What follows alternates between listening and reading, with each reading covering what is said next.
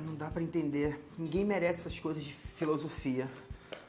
Tô estudando psicossomática e tem que recorrer à filosofia. Brincadeira. Uns dizem que tem que separar corpo e mente e já outros falam que tem que ser tudo junto. Como assim? Tá ok, isso aqui só inventaram pra poder dificultar a minha vida e diminuir o meu CR.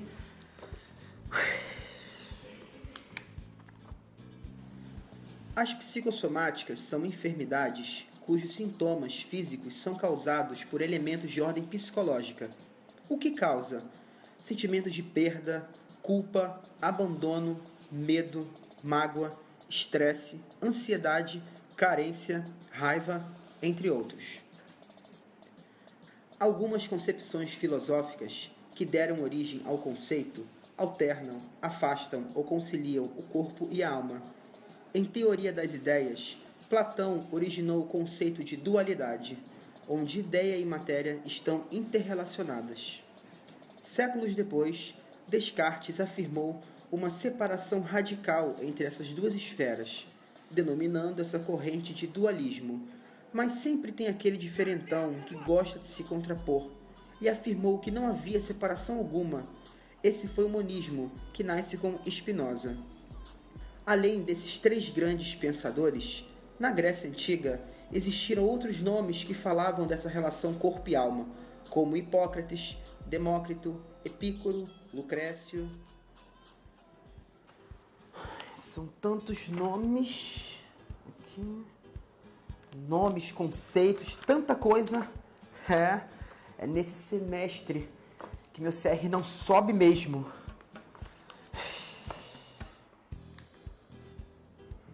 Já sei, eu vou recorrer ao Pai soberano de todos os saberes. Google.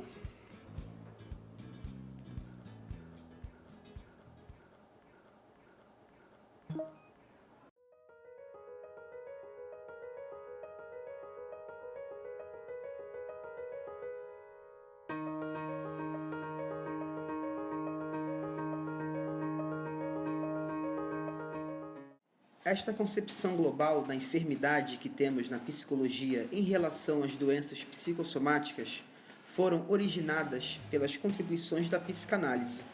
Na primeira fase dos estudos psicossomáticos, o campo clínico e de investigação teórica da psique humana. Sigmund Freud foi um médico psicanalista austríaco, nascido em 1891. Em seus trabalhos, observou que os indivíduos não canalizavam suas tensões originadas pela libido, criando assim um aumento dessas tensões que gerava uma angústia corporal. A psicanálise, ela tem assim, uma grande contribuição para a psicossomática, é que o tempo todo a constituição do sujeito se dá através do corpo. Se a gente for pensar, por exemplo, essa constituição do mamar, da linguagem, do afeto, de como se estabelecem essas relações, né, de como se constitui o sujeito, ela está o tempo todo atravessada pelo corpo. Agora, um conceito que eu acredito que possa contribuir para essas questões da psicossomática é o conceito de pulsão do Freud, que me vem à cabeça por pensar que é um texto, tem um belo texto dele, Pulsões e Suas Vicissitudes, que é de 1910, e que ele pontua, e o que parece mais próximo da psicossomática é essa fronteira entre o mental e o somático, né? Que é esse representante psíquico dos estímulos que se originam dentro do organismo. Isso é muito importante. Ou também, outro aspecto que eu penso que pode ser interessante é pensar nessa relação, né? Nesse tempo todo, nessa constituição do sujeito, na sua relação com o outro e na formação do sintoma, né? Que o tempo todo, se a gente for pensar, existe uma inadequação desse sujeito com essa relação entre o que ele deseja e o que a cultura impõe, né? Então essa é uma outra contribuição que eu penso que aí você pode identificar não só no Freud, mas no Lacan, no Winnicott, né? Em outros autores importantes, pensando que a psicanálise ela é muito ampla. E outro aspecto que eu acho que vale assim, ressaltar também são esses teóricos contemporâneos da psicanálise, fazem uma discussão e problematizam a partir de um contexto sócio-histórico. O que daí ele vai identificar também algo que é da produção da subjetividade, dos sintomas, né, e dos sentidos que a doença estabelece nesse contemporâneo e dos diferentes grupos e identidades.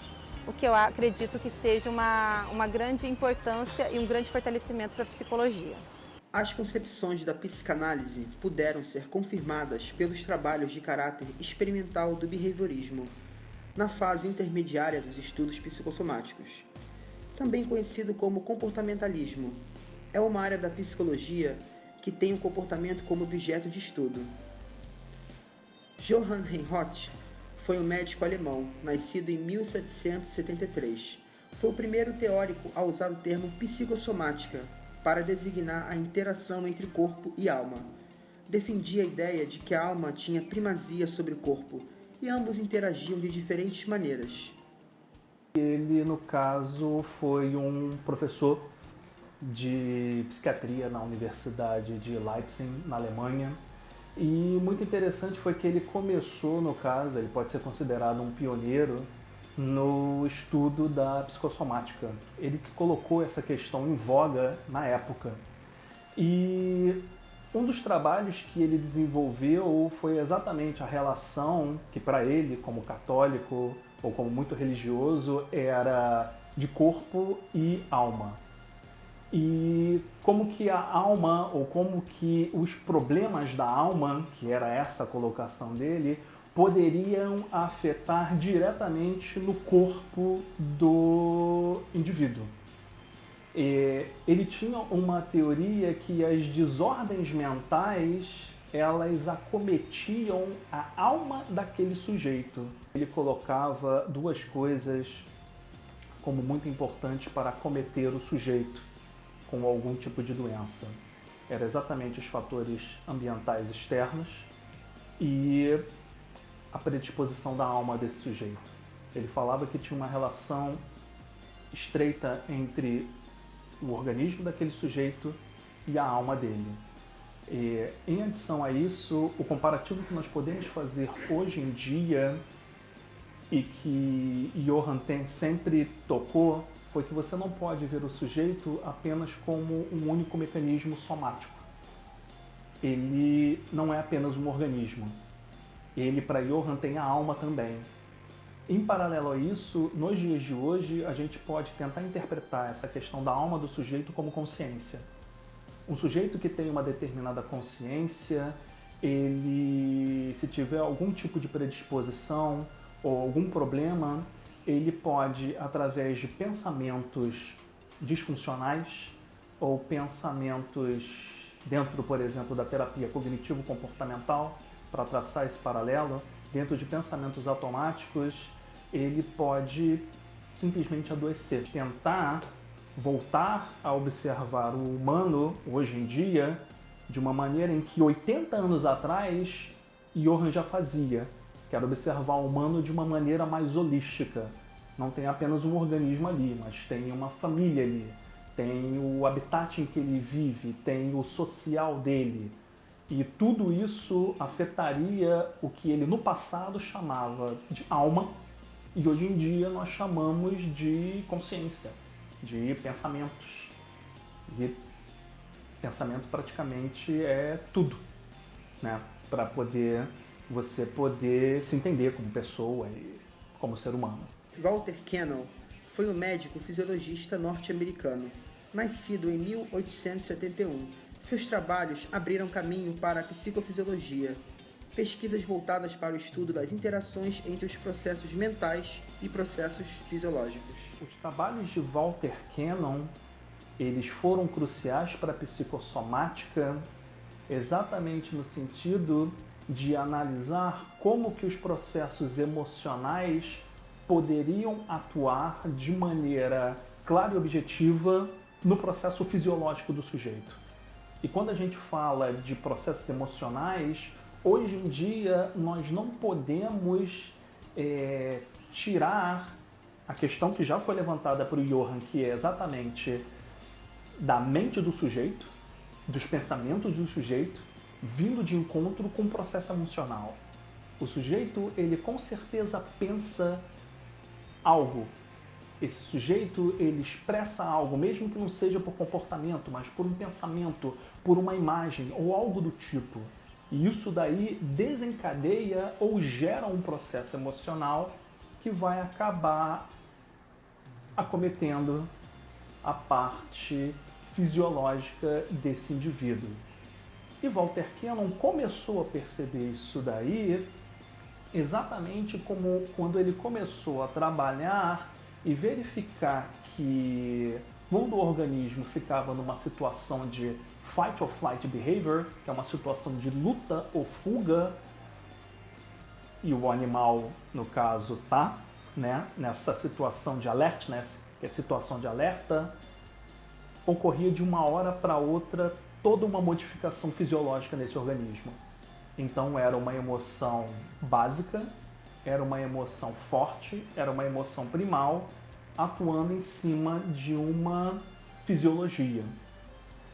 E a partir desse momento, quando ele começou esse trabalho, ele pôde verificar isso daí. Mais à frente, hoje em dia, nós podemos verificar que, de fato, um pensamento mais disfuncional acerca de alguma situação ou uma catastrofização de um determinado evento, quando aquele paciente ou aquele sujeito catastrofiza algo ou pensa que algo realmente de ruim possa vir a cometer e ele fica sobressaltado, ele fica ofegante, ele tem sudorese, ele tem taquicardia e de repente ele pode começar a desenvolver uma baixa imunológica.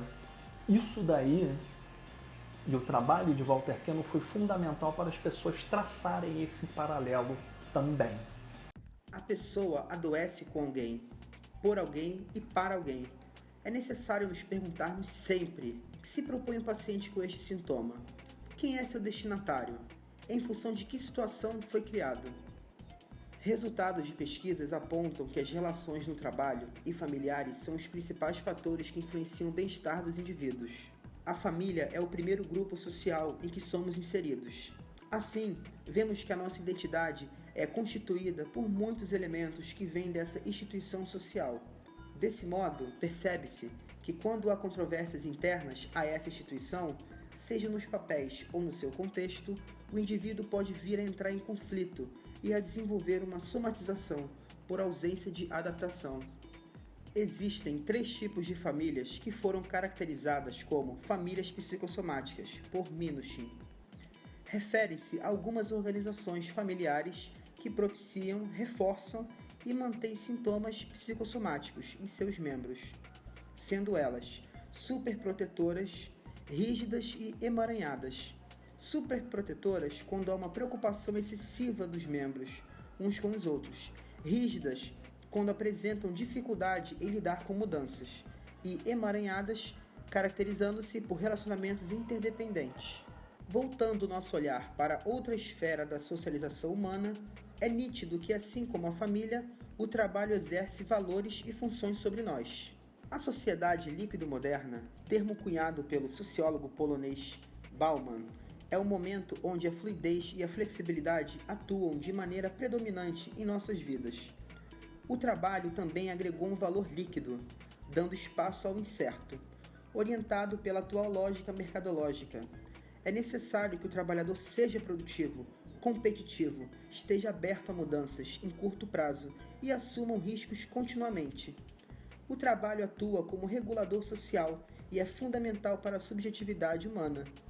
Mas será que é isso que queremos? Como resultado, apresentam-se esgotamentos mentais e sofrimentos psíquicos, quando há a impossibilidade de adaptação do trabalho às suas necessidades físicas e psicológicas, ou quando não há o trabalho, a patologia tem grandes chances de se instalar. Nessa mesma pesquisa, verificou-se que a maioria das vítimas da psicossomatização são mulheres, de 20 a 25 anos, estudantes do ensino superior, apresentando dores de cabeça, dores na lombar e sensação de fraqueza. Grande parte dessas pessoas não tem acompanhamento psicológico e recorrem a meios terapêuticos alternativos, como ver filmes, ouvir música e sair com amigos e familiares. Estamos vivenciando a fase multidisciplinar dos estudos psicossomáticos. Valoriza o social, a interação e interconexão entre os profissionais das várias áreas de saúde, para a compreensão global de um mesmo fenômeno. Então quer dizer que a psicologia psicossomática buscou relacionar mente e corpo e como essas influências psíquicas influenciam nossas doenças. Faz sentido. Para entender um fenômeno tão rico como esse, é necessário o olhar em diferentes ângulos. No começo parece que é tudo oposto, contraditório, mas é apenas para complementar tudo isso. Agora meu CR vai subir, vai subir, vai subir. Agora meu CR vai subir, vai subir, vai subir. Agora meu CR vai subir, vai subir, vai subir.